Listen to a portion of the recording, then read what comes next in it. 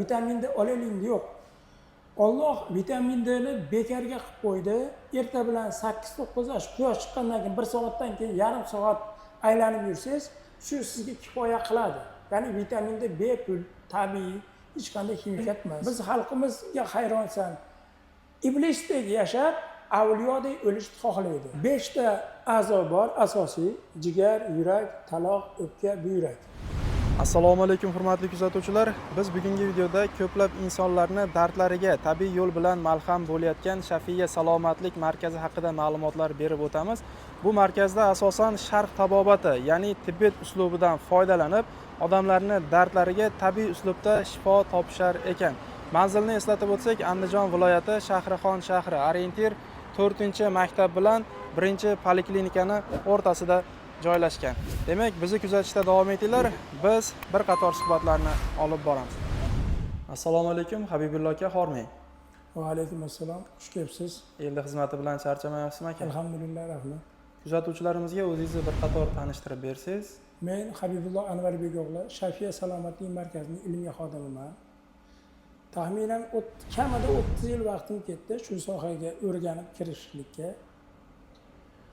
Oxiri amin bo'ldimki, a'zolarni ayri emas, balki umumiy holatda davolasakkina keyin natijaga erishamiz ekan. Ya'ni bir joy og'riyotgan bo'lsa, ayni kasallikni emas, uni qarama-qarshisi bo'lgan a'zoni davolashlik kerak. Misolida ko'radigan bo'lsak, mana monitorda ko'rinib turibdi. Oddiy qalqonsimon bez. Muammo mana yerda tomoqda artyapmiz, boshqa qilyapmiz. Xo'p, shuni nima keltiryapti desak, yod yetishmasligi. Yod yetishmasligi bo'lsa, bu barcha 11 ta a'zoga ta'sir qilyapti. Demak, a'zolar bir-biri bilan uzviy bog'liq bo'ladigan bo'lsa, ularni bo'lib davolab bo'lmaydi. Yana hozir bitta slayd ko'rsatamiz sizlarga. Mana buyrak. Buyrak bo'ladigan bo'lsa, ko'pchilik beli og'riydi, engashganda boshqada yengil san'atda buyrak shabadalab deydi. Kechirasizlar. Qon bosimini kelib chiqishi, nafas olishda qiynalishini, bosh og'riqlar, yuragidagi behollik, tomirdagi varikozlar, boshqa narsalar, sovuq qotishlik, suyagida zirqirab og'rishi, muskullarni kechqurun pay tortib olishligi, hazmni yaxshi emasligi, o'tda dimlanishi barchasi buyrakka bog'liq. Demak, davolashda qanday davolaymiz desa, jigar, yurak, taloq, o'pka, buyrak bor. Hammasini teng davolaymiz. O'shanda hech kim xafa ham bo'lmaydi, norozi ham bo'lmaydi va barchasiga oziqa kelgandan keyin hammasi o'z vazifasini to'liq bajaradi, mukammal va bemor o'zi o'ylagan natijaga erishadi. Bu bo'lmasa ham, ya'ni donalab yurakni davoladigan bo'lsak, organlar qolib ketadi-da, siz aytgan natija chiqmaydi. Oqibatda keyin mutaxassis yomon deb yuraveramiz. Yo bo'lmasa muolajani oxirigacha olib bormaymiz. Birinchi aslida tozalash bo'ladi, quvvatlash bo'ladi va oxirida davolash bo'ladi. Bu degani oxirida tuzalaman emas, yo'q. Boshida ham tuzalishingiz mumkin, lekin siz qarzlardan qutuldingizda 0 bo'ldi. Bu degani gazi svetingiz yonadi degani emas. Yana oldindan to'liq qilib qo'yasiz, siz keyin yoqishingiz mumkin. Xuddi shunday organizmda ham immunitetni 0 ga chiqdimi, endi uni quvvatlab qo'yishlik kerak. Qachonki quvvatlab qo'ysak, kasallik yana bezovta qilganda u o'zini himoya qiladi. Bizdagi eng yomon kasallik, mana ko'pchilik shifokorlarga murojaat qiladi. Xola yo opa yo aka, siz 3-4 yil oldin shuli gripp bo'lgan ekansiz, ha, bo'lganman. Shuni asorati chala davolanganingiz uchun asorati qolib ketgan. Shuni oqibatida shu asorati siz bezovta qilyapti deydi. Bizdagi eng yomon illat chala davolanish. Sal o'ziga kelib qolsa, bu yog'ini eplab olaman deydi, chala tashab ketadi. Chala tashalgan ishni endi birov qilgisi kelmaydi. Oqibatda kim aziyat chekyapti? O'zimiz. Demak, o'sha mutaxassis sizga aytayaptimi, bilmasa aytmaydi. O'shunga to'liq rioya qiling. Agar bo'lmasa keyin ayting, mana sen aytganingni qildim, bo'lmadi deyki, u siz o'zingizni boshiga qolsin. Agar u haqiqiy mutaxassis bo'lsa, lekin afsuski, bugungi kunda ko'pchilik o'qib olib, internet tarmoqlarida ko'p narsani aytayapti. O'qidi degani bu tushundi degani emas. Uning uchun hayotiy tajriba kerak. Men kamida shu sohaga kamida 30, ko'p desam 35 yil, kamida 30 yil mehnatim sindi va Rossiyada ham boshqa yerda ham ko'p tajribalar ortidan shu narsaga erishdik. Ya'ni o'qidi degani bu bildi degani emas. Buning uchun tajriba kerak. Albatta tajriba kerak. Endi siz asosan qaysi holatda davolaysiz insonlarni, ya'ni qanday yo'nalish bilan? Xo'p, Tibet yo'lanishi bo'lib, bu narsa hozir hamma tushunadi. Alixon ustoz rahmatli Alixon To'ra Sog'uniy Tarixiy Muhammadiyni yozgan odam. Alixon To'ra Sog'uniyni yo'nalishi. Demak, bu begona emas bizga. Biz hozirgi kunda ayanchli, kulgili holatda turibmiz. Nonvoyxona o'zimizniki bo'lib turib non so'rab yuribmiz. Qanday mahsulotlar bilan davolaysiz odamlarni? Xo'p, organik 5 ta a'zo bor, asosiy: jigar, yurak, taloq, o'pka, buyrak. O'shunday bo'lsa, jigarda agar yetishmovchilik bo'lsa, g'azab ortib ketadi. G'azab ortib ketganda o't dimlanadi-da, odam shikastlanadi. Endi yurakda magniy tushib ketsa, erta bilan 8-9 odamlar hamma behol bo'lib yotib olgisi kelyapti. U vitamin D ni so'rilmasligiga olib keladi. Endi ko'pchilik vitamin D olaylik yo'q. Alloh vitamin D ni bekarga qilib qo'ydi. Erta bilan 8-9 yosh quyosh chiqqandan keyin 1 soatdan keyin yarim soat aylanib yursangiz, shu sizga kifoya qiladi. Ya'ni vitamin D bepul, tabiiy, hech qanday ximikat emas. Har qanday narsani tabiiysi yaxshi. Endi uchinchisi qora taloq bo'ladigan bo'lsa, ko'pchilik noto'g'ri ovqatlanyapti. 7dan 9 gacha odam ovqatlanib bo'lishlik kerak. Yaxshi kelib qolsan, somsa pishdi, yur ketdi deb somsaga boradi, yog'li ovqatlar yeydi. Bunda qora taloqqa zarba keladi-da. Xo'p, qand kasalligini, qand miqdorini oshib ketishligi.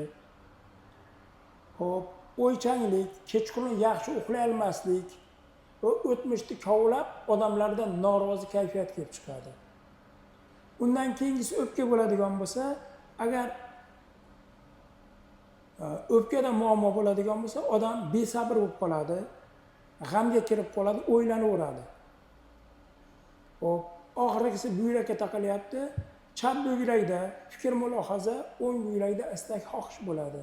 Agar buyrakda quvvat tushib ketsa, albatta o't dimlanadi. Ya'ni barcha aytib o'tgan narsalarimiz bir-biriga uzviy bog'liq. Shunday bo'lar ekan, hammasini tabiiy holatda davolashimiz shart. Boshqa yechim qolmadi. Shunday bo'lar ekan, mana bu tabiiy sink mahsulotimiz. Mana bu kalsiy. Mana bunisi yod. Mana hozir qalqonsimon bezni ko'rsatib o'tdik, adashmasam, mana bu qalqonsimon bezga ketadigan mahsulot. Demak, gripp bo'lgan odamlar, yozda grippni chiqib ketish qiyin. Mana bu qis al-hindi parashogi. Demak, shunda moshcha keladiganini ekalar burunga tortadi, mana undan bir qoploq ichsa, gripp batamon tuzaladi. Unga naftizin, boshqa narsalar qilish shart emas. O'sha naftizin degan boshqa narsalarimiz o'pkani quritishiga sabab bo'ladi. Demak, bu mahsulotlar hammasi tabiiy yo'l bilan tayyorlangan. Albatta. O'zingiz tayyorlaganmisiz? Ha. Natijalar qanaqa bo'lyapti? Aytaylik, 30 yildan beri faoliyat ko'rsatayotgan bo'lsangiz, qanaqa kasalliklar bilan ishladingiz? Qanaqa rezultatlar oldingiz? Xo'p, bunga sabab bo'ladigan bo'lsa, men 6 oyligimda otam rahmatli ko'ziga oq kirdi. Ko'zdan aziyat chekdi. Keyin opam kasal bo'ldi. Boshqa doktor yuraverib zerikdimda, oxiri aytdimki, buni tabiiy yo'lini topishimiz kerak dedimda va shuning ustida izlanish boshlandi. Va barcha narsa izlanib, tajriba orttirib, tajriba orqasida ustozlarning ko'magi bilan shu darajaga yetib keldik. Demak, saraton deydi. Yaqinda Qo'qondan bir ukamiz keldi. O'zi doktor, mutaxassis odam, vodiyda yagona mutaxassis. Akami miyasida saraton kasalligi bo'ldi deb murojaat qildi. Men aytdimki, pH, ya'ni sovuqlik issiqlikni xalq tilida, ilmiy tilda pH deydi. pH miqdori oshib ketgansa, tibbiyotda butun asosi shu-ku deb turib keldi. O'sha narsalarni berdik, ikkita mahsulot berdik xolos.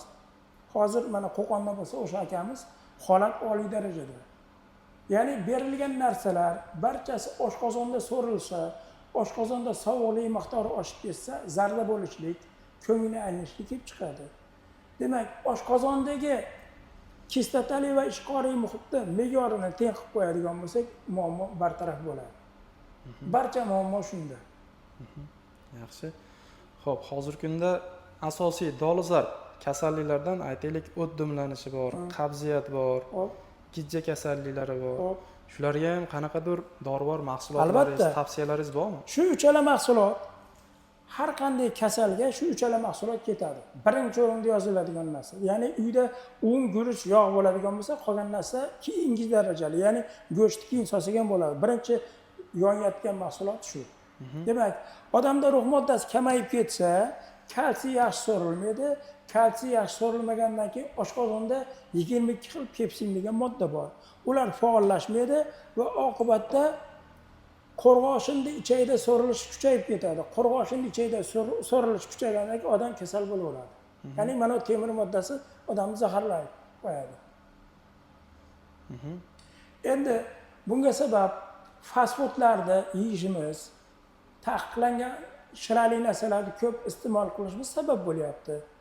Lekin biz xalqimizga hayronsan, iblisdek yashab, avliyodek o'lishni xohlaydi. Hamma yo'qda aytadi, lekin 100 gram qo'y kola hech kim o'lgan yo'qda qo'y deb ichib ketaveradi. Oqibatda kim? Cho'ntak va jasad zararlanyapti. Endi o'ylab ko'raylik, oddiy achchiq haqiqat bugungi kundagi. Odam ruh va jasaddan tashkil topgan bo'lsa, bu uyg'un bo'lsa, u kerak. Kasal odam hech kimga kerak emas.